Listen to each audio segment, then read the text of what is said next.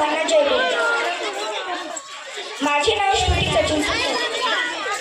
सचिन सिरसाट. मी इयत्ता 7वी मध्ये शिकते. माझ्या वर्ग शिक्षिका श्रीमती वैशाली सहालेकर टीचर. दीनदलितांचा उद्धार केला, केले जीवनाचे रान. दीनदलितांचा उद्धार केला, केले जीवनाचे रान. भारतीय राज्यघटनेचे शिल्पकार ते लिहिले भारतीय संविधान.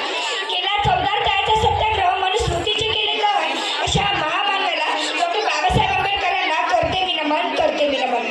भारतरत्न डॉक्टर बाबासाहेब आंबेडकरांना वंदन करून मी माझ्या भाषणाला सुरुवात करते. कोण होते डॉक्टर बाबासाहेब आंबेडकर? डॉक्टर बाबासाहेब आंबेडकर या नावाचा अर्थ काय? बाणेदार ते स्वभावाने. बारकाईने अभ्यास करणारे. साधक ते बौद्ध धर्माचे. हेतू ज्यांच्या मनात सर्वसामान्यांच्या विकासाचा. बदल समाजात घडून आणणारे. आनंद सर्वसामान्यांच्या जीवनात आणला. बेधडक सत्याग्रह केला चौदार तळ्याचा. डगमगले नाही संकटे आल्यावर. करते समाज उन्नतीचे. रचिते भारतीय संविधान. असे डॉक्टर बाबासाहेब आंबेडकर. अनेक वर्ष चातुर्वर्णीच्या नावाखाली अन्याय सहन करणारे, ज्यांना खायला भाकरी, प्यायला पाणी आणि चालायला रस्ता सुद्धा मिळणे कठीण होते, अशा दीनदलितांच्या व्यथा जाणून घेणारे व त्यांचे अश्रू पुसण्याचे काम डॉक्टर बाबासाहेब आंबेडकरांनी केले. होते अंधारलेले जीवन, दिसत नव्हता प्रकाशाचा किरण. होते अंधारलेले जीवन, दिसत नव्हता प्रकाशाचा किरण.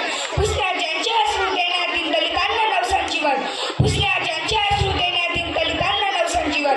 अवतरला एक महामानव डॉक्टर बाबासाहेब आंबेडकर, त्यांचे नाव डॉक्टर बाबासाहेब आंबेडकर, त्यांचे नाव. अशा महामानवाचा, युगप्रवर्तकाचा डॉक्टर बाबासाहेब आंबेडकरांचा जन्म मध्य प्रदेशातील मऊ या गावी 14 एप्रिल 1891 साली झाला. त्यांच्या वडिलांचे नाव रामजी तर त्यांच्या आईचे नाव भीमाबाई असे होते. वाचनाचा छंद त्यांच्या वडिलांमुळे, रामजींमुळे लागला. तो वाचनाचा छंद संविधानाच्या निर्मितीचा असंबद्ध ठरला, यात ती मात्र शंका नाही. डॉक्टर बाबासाहेब